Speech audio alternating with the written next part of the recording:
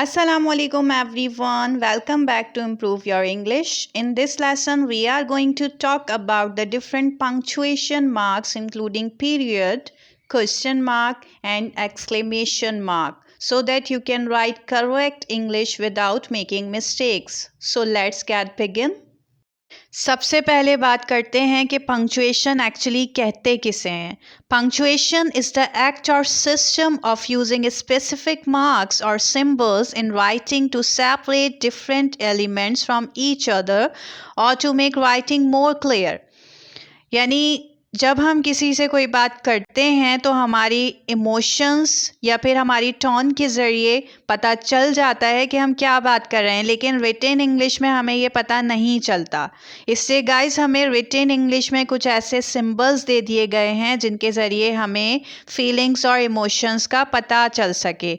और फीलिंग्स और इमोशंस को जो सिंबल्स डिस्क्राइब करते हैं वो हमारे कहलाते हैं पंक्चुएशन मार्क्स. अब पंक्चुएशन मार्क्स होते कितने हैं इस पर बात कर लेते हैं.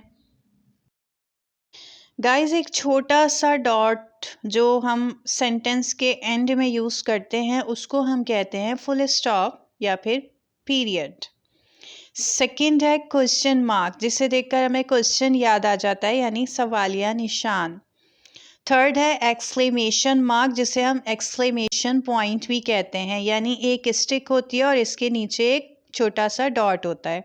कॉमा, जिसे देखकर हमें ख्याल आ जाता है कि अब हमें ठहरना है, ठहर कर बात करनी है. लेकिन ठहरना तो फुल स्टॉप में भी होता है, दोनों में क्या डिफरेंस है हम आगे चलकर बात करेंगे. कॉलन, यानी ऊपर नीचे डॉट वर्टिकली होते हैं, वो कहलाता है हमारा ऊपर भी डॉट नीचे भी डॉट वर्टिकली, उसको हम कहेंगे कॉलन. उसके बाद है सेमी कॉलन, यानी ऊपर डॉट नीचे कॉमा, वो कहलाता है हमारा सेमी कॉलन. एक पंक्चुएशन मार्क है कोटेशन मार्क, जिसे हम इन्वर्टेड कॉमा भी कहते हैं, इन्वर्टेड कॉमास, यानी ऊपर की तरफ कॉमे लगे हों उनको हम कहेंगे कोटेशन मार्क. एलिप्सिस, यानी 3 डॉट्स जो होते हैं ना, 3 डॉट्स बिल्कुल बराबर बराबर, उनको हम कहेंगे एलिप्सिस. नेक्स्ट पंक्चुएशन मार्क है अपोस्ट्रोफी, यानी एक साइन ऊपर की तरफ जो होता है उसको हम कहते हैं अपोस्ट्रोफी. इसी तरह एक पंक्चुएशन मार्क है हाइफन, यानी एक डैश लेकिन उसका साइज़ छोटा होगा. नेक्स्ट है डैश, जिसका साइज़ बड़ा होगा. डैश और हाइफन में क्या फ़र्क होगा कि हाइफन का साइज़ छोटा होगा और डैश का साइज़ बड़ा होगा. नेक्स्ट पंक्चुएशन मार्क है स्लैश, जिसे हम ऑब्लिक भी कहते हैं, यानी हम उसको इस तरीके से याद रख सकते हैं कि अलिफ होता है ना, बिल्कुल स्ट्रेट होता है अलिफ, अगर हम उसको आड़ा कर दें तो वो साइन हमारा कहलाएगा स्लैश. एक पंक्चुएशन मार्क है पैरेंथेसिस, जिसे हम राउंड ब्रैकेट्स भी कहते हैं क्योंकि इसकी शेप राउंड होती है. ब्रैकेट्स आप लोगों को ऑलरेडी पता है, मैथमेटिक्स में हम अक्सर पढ़ते रहते हैं, तो शेप राउंड है, इस वजह से इनको राउंड ब्रैकेट्स कहते हैं या फिर पैरेंथेसिस कहेंगे. स्क्वायर ब्रैकेट्स, जिनको हम ब्रैकेट्स भी कहते हैं, स्क्वायर ब्रैकेट्स क्यों कहते हैं क्योंकि इनकी शेप स्क्वायर होती है. ब्रेसेस, या फिर हम उसको कहते हैं कर्ली ब्रैकेट्स, क्योंकि ये कर्ल शेप में होते हैं ना, इसलिए इनको कर्ली ब्रैकेट्स भी कहते हैं या फिर ब्रेसेस भी कहा जाता है. अब बात करते हैं फर्स्ट पंक्चुएशन मार्क के बारे में, जिसे कहा जाता है पीरियड और हम उसको जानते हैं फुल स्टॉप के नाम से. The period is used to mark the end of 2 types of sentences, declarative sentences or imperative sentences. So guys, इस पंक्चुएशन मार्क को अमेरिकन इंग्लिश में पीरियड और ब्रिटिश इंग्लिश में फुल स्टॉप कहा जाता है. इसका यूज़ सेंटेंस के एंड में किया जाता है और वो 2 टाइप्स के सेंटेंसेस होते हैं. कौन कौन से? डिक्लेरेटिव सेंटेंसेस और इम्पेरेटिव सेंटेंसेस. अब सवाल ये है कि डिक्लेरेटिव सेंटेंसेस कौन से होते हैं और इम्पेरेटिव सेंटेंसेस कौन से होते हैं. तो जिन सेंटेंसेस में हमें इंफॉर्मेशन दी जाती है वो हमारे डिक्लेरेटिव सेंटेंसेस कहलाते हैं और जिन सेंटेंसेस में कमांड्स या फिर रिक्वेस्ट दी जाती हैं उन्हें हम इम्पेरेटिव सेंटेंसेस कहते हैं. अच्छा, एक और बात ये कि जब भी सेंटेंस में फुल स्टॉप या पीरियड आ जाए और उसके बाद हमें कोई और बात भी करनी है, तो उसके बाद जो भी बात हम करेंगे ना, तो कुछ ठहर कर करेंगे, ठीक है। अब एग्जाम्पल्स देखिए। My name is Salma. यहाँ पर हम अपने बारे में इंफॉर्मेशन दे रहे हैं कि मेरा नाम सलमा है। ये कौन सा सेंटेंस हुआ? Declarative sentence.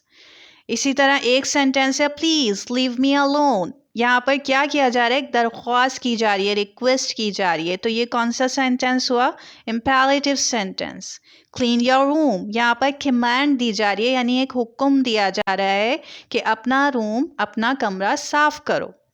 तो इस तरह के सेंटेंसेस में फुल स्टॉप या पीरियड का यूज़ किया जाएगा। सेकेंड पंक्चुएशन मार्क कौन सा है? क्वेश्चन मार्क, जिसे हम कहते हैं मार्क ऑफ इंटेरोगेशन, यानी सवालिया निशान। Question mark is use to mark the end of a question, यानी किसी भी सेंटेंस में जब सवाल पूछा जाता है तब हम क्वेश्चन मार्क का यूज़ करते हैं, और इसका यूज़ सेंटेंस के एंड में किया जाता है। यानी अगर हमें किसी से पूछना है कि आपका नाम क्या है, व्हाट इज़ योर नेम, तो हम यहाँ पर सवाल पूछा है ना, इसलिए हम क्वेश्चन मार्क का यूज़ करेंगे। वेयर आर यू फ्रॉम, आप कहाँ से हैं। तो यहाँ पर भी सवाल पूछा है, इसलिए क्वेश्चन के एंड में हम क्वेश्चन मार्क का यूज़ करेंगे।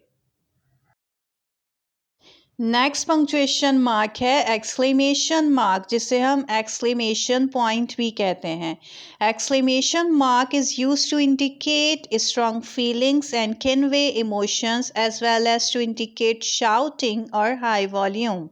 यानी जब हम सडन फीलिंग्स को एक्सप्रेस करना चाहें तब हम एक्सक्लेमेशन मार्क का यूज़ करते हैं। सडन फीलिंग्स हमारी कौन सी हो सकती हैं? हमारा गुस्सा भी हो सकता है, यानी हम अचानक से शाउट कर जाते हैं, हमारा वॉल्यूम बहुत हाई हो जाता है। ये सडन फीलिंग्स हमारी खुशी की भी हो सकती हैं और एकदम से हम उदास भी हो जाते हैं, वो फीलिंग्स भी हो सकती हैं। इसके अलावा इंटरजेक्शंस के बाद भी इसका यूज़ किया जाता है। अब सवाल ये है कि इंटरजेक्शंस क्या होते हैं? इंटरजेक्शंस भी ऐसे वर्ड्स ही होते हैं जो फीलिंग्स को एक्सप्रेस करते हैं। इंटरजेक्शंस के टॉपिक पर इंशाल्लाह अलग से वीडियो मेकिंग करूँगी, तो इस टॉपिक को वहाँ पर ब्रीफली डिस्क्राइब करूँगी। एग्जाम्पल्स देख लेते हैं। गेट आउट ऑफ हेयर, यानी ये हमारा गुस्सा है, हम कह रहे हैं यहाँ से चले जाओ, गेट आउट ऑफ हेयर। इसी तरह एक sentence, wow I really can not believe we did that, यानी ये इंटरजेक्शन है। वाओ एक इंटरजेक्शन है। तो यहाँ पर क्या, यहाँ पर एक हैरानगी वाली फीलिंग्स है हमारी, कि मतलब हमें यकीन नहीं आ रहा कि हमने ऐसा कर लिया। I am really excited about my new job, यानी ये हमारी एक्साइटमेंट है कि हम एक्साइट हैं अपनी जॉब के, न्यू जॉब के हवाले से मैं बहुत ज़्यादा एक्साइटेड हूँ। So guys, that's all from my side. I hope you enjoyed this lesson and liked it. If you have any question regarding this topic, just let me know in the comment section. In the upcoming video, you will learn about some other punctuation marks. Thanks for watching the video till the end. All the best. Take care and bye-bye.